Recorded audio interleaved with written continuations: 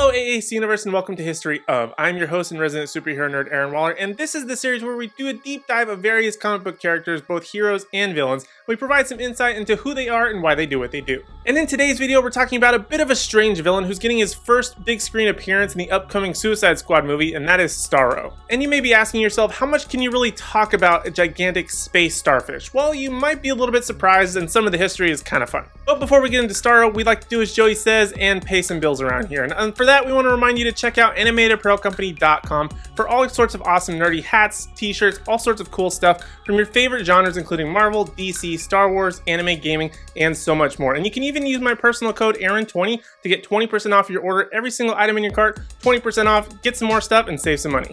Now let's get into this giant space starfish. Starro was created by Gardner Fox and Mike Stokowski and appeared in the Brave and the Bold number 28 in 1960 and fought the Justice League of America. And fun fact, this was actually the very first comic issue where the Justice League of America appeared all together as a single unit, and we owe a big thank you to Starro for bringing them together. But nonetheless, he is still an intergalactic starfish with quite an interesting power set. Starro is a giant space alien, or kaiju if you will, so his abilities are quite vast and strange. It's strong, although not as strong as Superman, and even has the ability to fly. Yeah, I said fly. It can fly in various environments and in space. It also happens to be invulnerable to most attacks when fully grown. This can range from gunfire to missiles to other various weapons, though in the event that the heroes are able to damage Starro, it can regenerate limbs and self-heal. And on top of it being invulnerable to most attacks, it's able to absorb energy and channel it into energy blasts that shoot out of each of its tentacles and central eye. But the most powerful ability Starro has is its ability to reproduce asexually into countless mini Starros that can latch onto faces and then control the host to Starro's will. And though Starro doesn't have the greatest history in terms of comic book arcs, stories, and just overall relevance,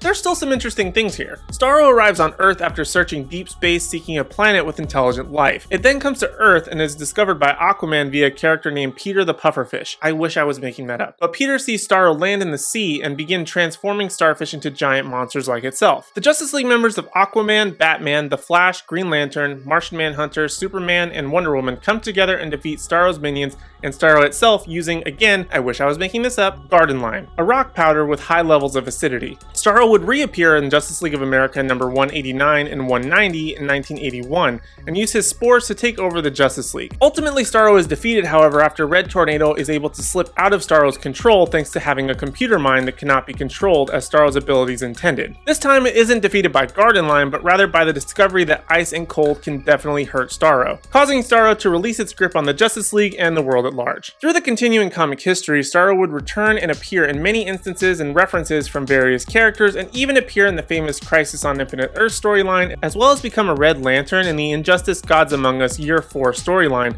but it would largely remain a Justice League level villain. Starro also appeared briefly in Batman Beyond, Batman Brave and the Bold, and the pilot episode of the shortly lived sitcom Powerless, but it will be making its big screen debut in the upcoming James Gunn Suicide Squad movie that's soon to be released. So those are some of the things to know about Starro. I know it's not necessarily the most vast or deep villain, especially compared to last week's very confusing King the Conqueror, but he's still a villain that I feel like you should know about, not only because he's going to be in a big screen adaptation, but because he's just kind of interesting in where he can be taken in the future in terms of other heroes being mind controlled and things like that. Although he's just a giant starfish, it's still just kind of fun to talk about. But now I want to know from you, did you learn anything from this video that you may not have known about Starro? Did you even know about Starro at all to begin with? Let me know down in the comment section down below, and while you're down there, don't forget to hit like, subscribe, and ring the bell notification so you miss out on any future videos from me or the rest of the AAC team, as we do have new content uploaded daily. But other than that, thank you guys so much for watching. I really do appreciate it, and I hope to see you in the next video.